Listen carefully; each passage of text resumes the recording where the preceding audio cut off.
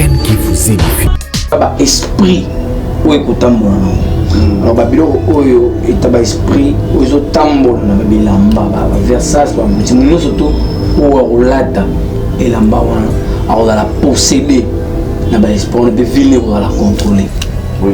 C'est na sens signe parce que elamba wana les wana sur moni ba dessin nango ils significatif. Par exemple le versage, voilà. Dessin mitou ya basi na ba nyoka. Voilà. Donc eza mutu ya des moments bafomé. Des mondes azana babenga ka le 100 de janvier. Le 100 de janvier. Amela ba makila ya batu. Yesoko dans le fait que bazo la tababia mawana tabamanda tu sache très bien que ozokoma posséder l'esprit on appelle des mondes bandorolia muke tu finir que vino et soir bon.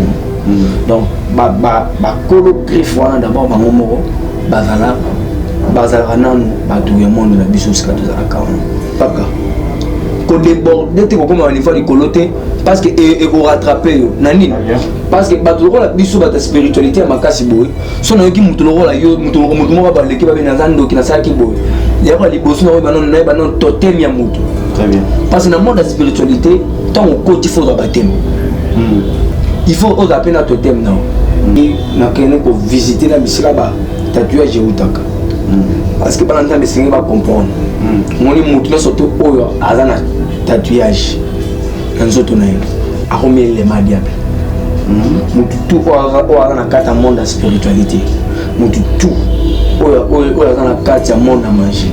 Oui, faut la tatouage. Parce que tatouage il va mettre tatouage pour dans la bite. Tatouage de 1 et représentera d'abord signe. Il y a Oyoza. Oui. 2 tatouages pour représentera signe moto yo sacrifié to moto yo Oyozo salé là. Donc tu verras que mon amour mais c'est so a petit tatouage awa ba des intentions longues. Il y a moi si tu es mobile. Et longue on va dessiner wana déjà longue moto ya sacrifié. Moto ya zo salé là. Étoile là. Donc déjà à bêtiser déjà et puis au moment on va tatouer mon a tes serpent tout mon tes totem parce que au moment quand on a témoignage belé mais na rebelle au mort les amis lorsque batoya ba lobi te na utaka et na za mon témoin la ténèbre et na za ndo qui tout ça bon c'est pas mal mais la spiritualité de dimension par dimension. Très bien. Moni et mon sous a rôle à nekindoki mais kindoki il y a un peu de accès et un peu d'analyse faire. Très bien. Parce que Lucifer ce n'est pas n'importe qui. Ce qui est président Nyama Oyo, yo banako représenter le monde spirituel. Même Satan est moko. Azana totem. Et Nyama moko Oyo, Nyama a représenté le diable. Diable est moko Satan est moko a représenté le dragon. Zambe est moko a représenté le lion. Jésus-Christ est mort à représenter l'agneau. Donc, dans la spiritualité, tu dois avoir les totems. Tu dois avoir aussi les signes. Alors, lorsque mon oyo a eu tatouage, il a commis élément diable. Parce que le tatouage est où c'est les 7 momies de l'Égypte. Média, la chaîne qui vous édifie.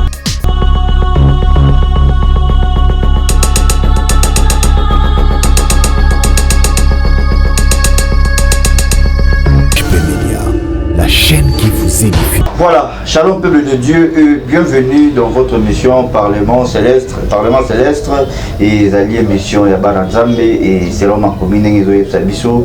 Invoque-moi, je te répondrai. Jérémie 33:3, cela veut dire que Awande Sikalola et Lobaka Awa Sikalola et Sarabiso ma directive Awande Sikalola et Pambola Rabiso. Et avant de commencer, je dis un grand merci à ma chrétienne sur deux partout place vos alliés en tout cas Gola Pambola Biso tout beau salantima là où 2 ou 3 sont réunis en son nom, il est là au milieu d'eux. Tu as été Nzamba Zalanayo, Azalapena Biso, peu importe problème aux Akinango et le Tibiso, il est le rémunérateur de ces livres de recherche. Et comme tu nous samarata, le rôle de Koratata Nzambe, qui a commis mon Sama. Oui, sur ce plateau, je ne suis pas seul, je suis avec notre frère Michael, tous années sur ce plateau, Michael Lemo, et autrement dit l'ancien, un ancien occultiste, un ancien sorcier, et mais pour l'instant, Siko Azali. l'enfant de l'Éternel, au Tobanda qui naïe déjà sur un témoignage. Tout ce la troisième partie et les années quatrième partie et toujours découvrir toujours n'importe quoi les petits c'est de le spirituel qui agende le palpable. Déjà la petite balade maintenant ça aussi déranger qui il y a tout naboni papa Michael je dis un grand merci depuis la Belgique n'envers notre maman Mégé vraiment ba moté be passe aujourd'hui pourquoi pas notre chère Ornella Ramazani na Londres Bambote pourquoi pas Aurélie Allègre aussi Bambote be na Londres alors toujours continuer rester scotché branché sur cette émission Parlement Céleste et parce que Bible le émission c'est poussé par l'esprit que les hommes de Dieu parlent de la part du Seigneur. Donc si on monte dans le monde bonjour. Voilà. D'ailleurs que vous avez moins malade si ça te déranger mais il faut que ça l'impe. Donc pour cet espace on a vu voilà pourquoi il faut tout dans la prière pour que cet espace en a du alors dans cette maison de belé et les autres quatrième séance à témoignage alors avant tout dans le sambo d'abord chrétien bazolanda yo to pambola bango na bambote voilà la pesi mbote na bande ko surtout bazolanda biso partout dans le monde bato babengaka biso bato bakombelaka biso consort pina bato bazoko appuyer biso na mosala tozosala tuka nzambe ya pambola bato nyonso tu bato bazosoutenir biso de près de loin bamoyen nyonso tu donc soutien na bino ezosunga biso moi temps epesami donc moi temps ezwi pour que naya awa juste moi santé ndenge ndenge tu koloba ezo déranger na sali moi violence ya awa parce que toza na mosala ya kosala na bana nzambe mpe na nzambe mpe na pamboli juste monyoso to azolanda biso mpe na pamboli bato bazosoutenir biso de près et de loin nzambe apambola baabone nyonso to nzambe apambola nyonso to akozala libako. Voilà, merci beaucoup ma première émission toutes choses au Seigneur Jésus-Christ azala tolokola alpha et tozongi fopa na yo mpona kodébuter na losambo. Merci tosambeli. Notre Dieu, nous te disons merci pour tout. Merci pour l'occasion, pour la faveur. Merci pour le moment, ô éternel Dieu Tout-Puissant. Conduire Bichou parce que la Bible déclare tu es le bon conducteur des hommes. Et vous tirez tes bichons, ils ont béni.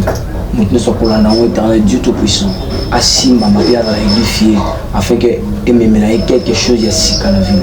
Pambola papa, pambola maman, pambola bandeko. Nous surtout ba robé tamali bakwa kulanda biso. Yahweh, c'est quoi été Lola.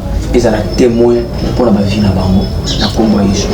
Amen. Merci beaucoup, restez scotché branché, puis on tous s'abonner sur EHP Media pour la continuité de l'émission et la un grand merci na union soit de partout vous êtes relais pour la toujours témoignage alors et tout bandi déjà au quatrième partie na biso tout parler sur alors les autres zolo bela sur moi expérience sur Nazoa parce que la première partie dans le bas qui est très bien que qui disparaît. Oui. Je disparais je fais 7 ans dans le monde de la spiritualité. Dans le côté qui a âge il y a 12 ans, et comme il a 19 ans. Donc on a 7 ans d'expérience souvent dans la zone qui avait aussi des choses dans le côté qui a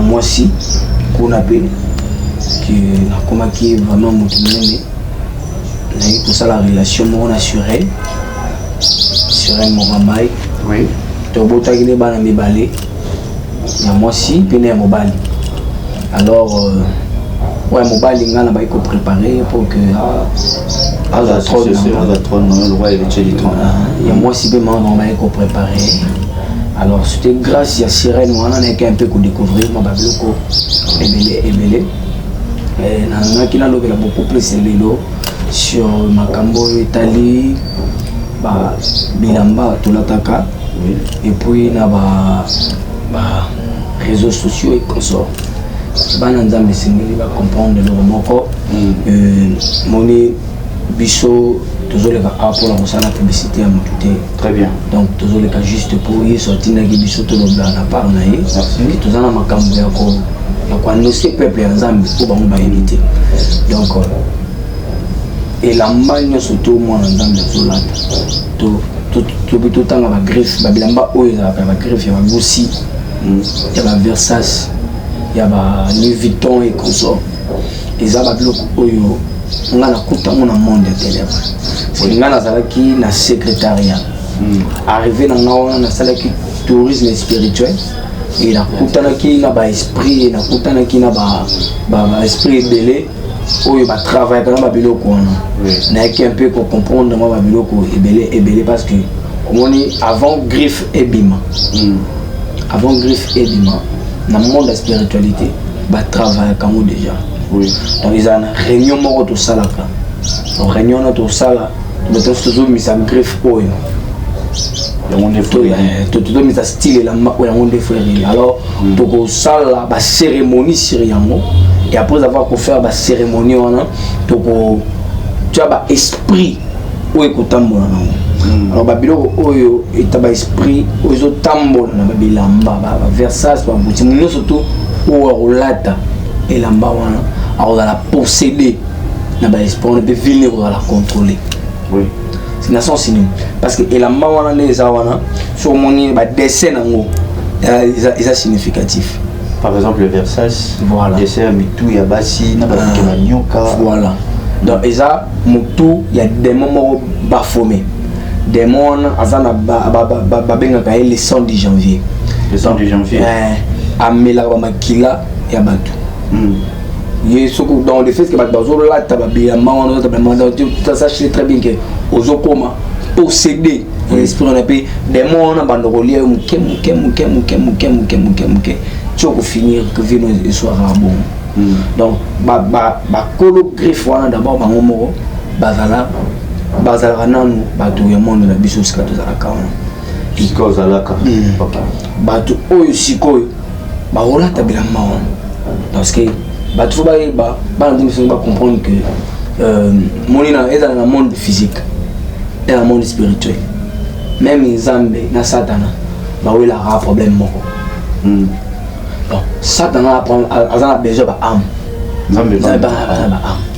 Donc, c'est ça les guerres entre Zambé et Satana. Donc, Zambé a pour ça âme et Baba ya panaye, Satana a pour ça âme et la panaye. Ce que le diable a beaucoup plus de stratégie et les personnes na salle et belé na kata mokili.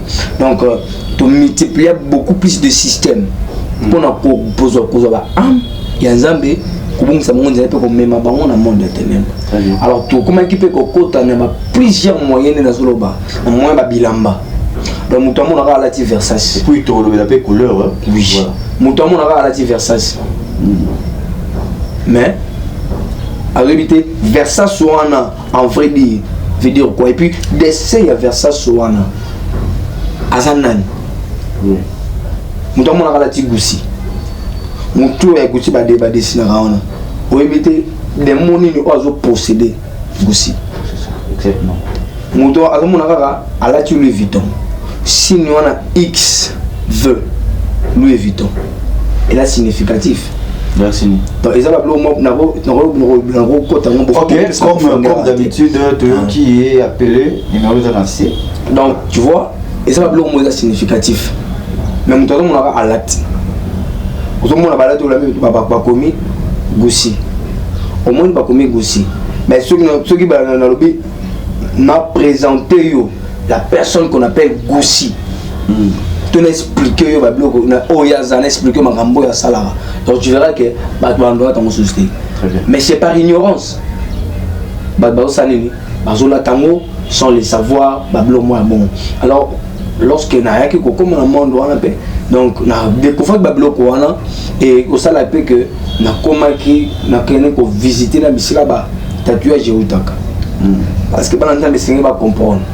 Moni mutu surtout oyo azana tatouage nzoto na ye akomi le diable mutu tout oyo na kata monde de spiritualité mutu tout oyo na kata monde de magie faut na tatouage parce que tatouage li babeta tatouage pour na bit tatouage de 1 et représentera d'abord signe ya oyoza 2 tatouage pour représentera signe muto yo sacrifier to muto yo salela. Donc tu verras que mon amour mais c'est un petit tatouage awa ba des temps c'est longi ya moi si tu es mobile donc et longi on va dessiner wana déjà longi muto ya sacrifier muto ya zo salela étoile là. Donc déjà à bêtiser déjà ah et puis au moment on va tatouer mon a serpent to muto a totem parce que au moni quand on a un témoignage belé mais na robelo mo rezani lorsque bato ya ba lobi te na utaka et na za mutu monde na ténèbres et na za rando qui tout ça bon c'est pas mal mais la spiritualité est de dimension par dimension. Très bien. Moni ya mutu so a rolia ne kindoki mais kindoki ole ya ngate ko peso accès ya kuta na Lucifer. Très bien. Parce que Lucifer ce n'est pas n'importe qui. Ce qui mutu président mutu doit avoir la capacité kuta na été a comme plus forte raison Lucifer. Y compris ba mambo ba sala ka tamsu na cabinet. Voilà. A comme plus forte raison Lucifer au laza mutu doit être à permettre mort na Dieu le créateur. Bible Dieu reconnaître étant que puissant. Oui. Donc ça veut dire ce n'est pas n'importe qui au kota kuna. Donc pour nos kota kuna il y a des principes, il y a des codes. Pour dans nondoki. Lobela ki ndoki na yo ici au soukaka. Ko déborder te ko comme un niveau de coloté parce que et ko rattraper yo. Nani? Parce que bato la biso bata spiritualité makasi boy. So na yo ki mutu la yo mutu mo ba leki ba na ndoki na saki boy. Ya ko liboso na ba non totem ya mutu. Très bien. Parce que dans le monde de la spiritualité, tant au côté il faut un baptême. Il faut oser appeler un totem now. Totem est ça. Totem est ça. Lorsque on y est dans la spiritualité, on a initié. Moi dans la deuxième partie, sur la troisième partie, on a qui initiation et outara et manara na esprit. Oui. C'est ça état d'esprit. Bah initier esprit na yo. Donc au premier moto, il y a un solo cas spirituellement. Donc c'est ton esprit qui est envoûté et c'est ton esprit qui est alors, totem est lorsque mon toit côté dans la spiritualité, aza obligé, il y a aucun namai. Nous mon va chrétien va avoir baptême. Mon toit peut avoir dans la spiritualité, a obligé à avoir baptême. Parce que biso baptême na biso est un totem. Totem est ani. Totem est ça. Lorsque aujourd'hui baptême est spirituel, que totem est ça, nyama oyo yo bana ko représenter le monde spirituel. Même Satan yemoko azana totem. Ya nyama moko oyo nyama na a représenter le diable. Diable yemoko Satan yemoko za représenter na dragon. Zambe yemoko za représenter na lion. Jésus-Christ est mort à représenter un agneau. Donc, dans la spiritualité, tu dois avoir les totems. Tu dois avoir aussi les signes.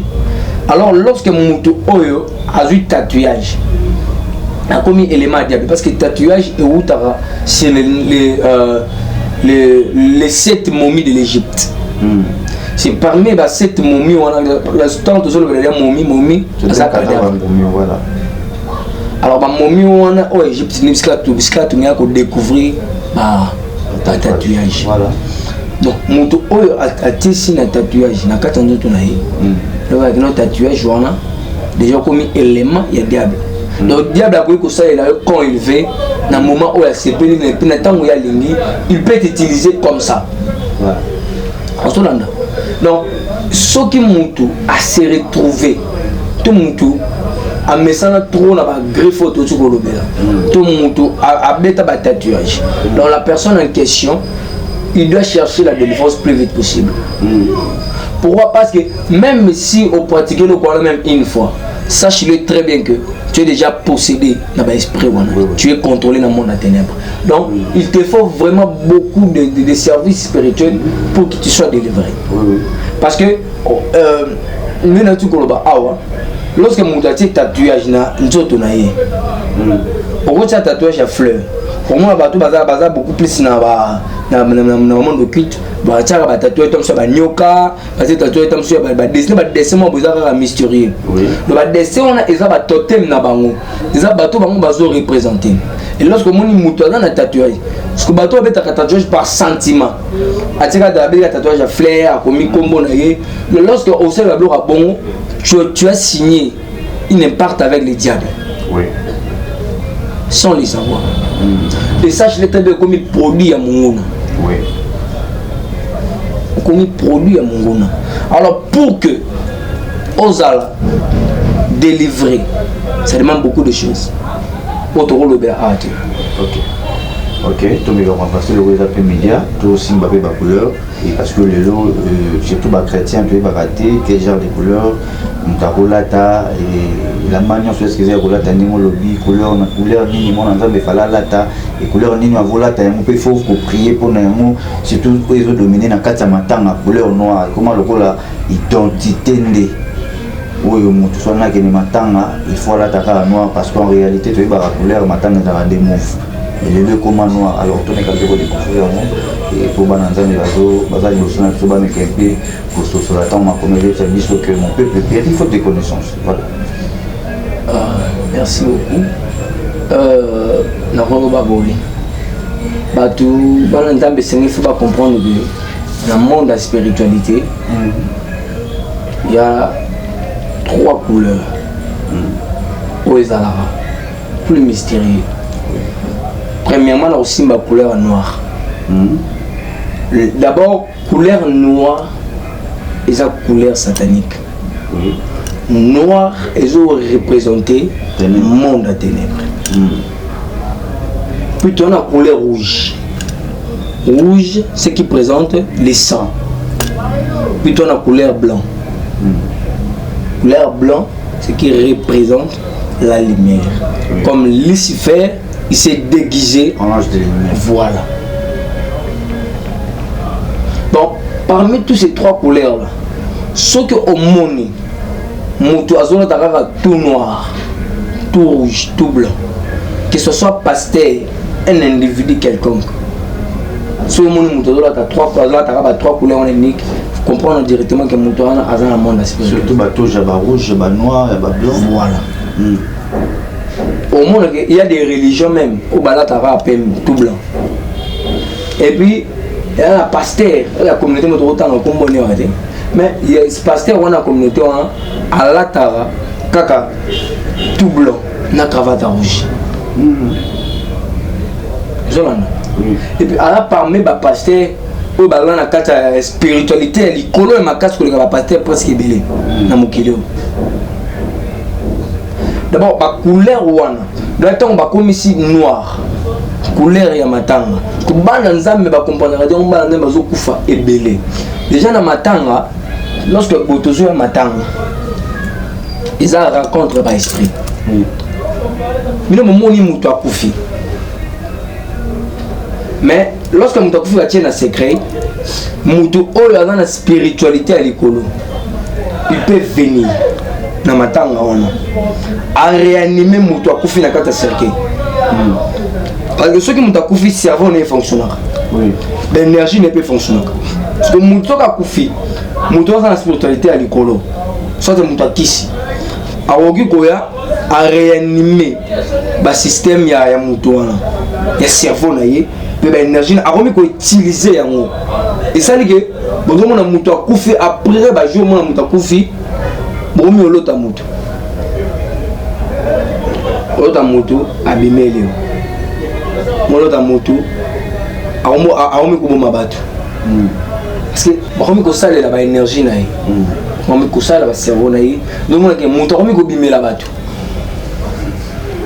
en réalité ezaïté mutu moko boye mutu le roi a qui sacrifice so bakomi ko travailler bakomi ko salela ye on kubimela bato donc kubimela bato c'est un message mais azope sabino que non a souffrir ici gaza bon mon moto mutakufa me boloti ne tama bien te mutakufa me boloti azolela mutakufa me boloti bakangie bana ba chaîne mutakufa boloti mutakufa me mela azolela azosinga no maya azosinga no rolia donc ada esclave bato spiritualité bato travailler cerveau na bato travailler avec énergie na alors ceux qui mutakufi avant mutu ce que la spiritualité jour à liwana ye ne ba misaka matango wana au mona ba tourner ba roya ko botola ba énergie pe ba roya ko kata cerveau na ye et fonctionner sur de peur que ceux qui ba ko kunda ye ba mususu ba ya ba travailler esprit na ye parce que le roi a une fraternité là-bas. Et c'est une base parce que bango base de l'énergie na ye, base de cerveau na ba qui non va travailler dans le monde de ténèbres. Donc c'est ça que mutakufa boloti. On peut savoir nos messages. soit qu'on fait pratiquer un message, un message, non? Le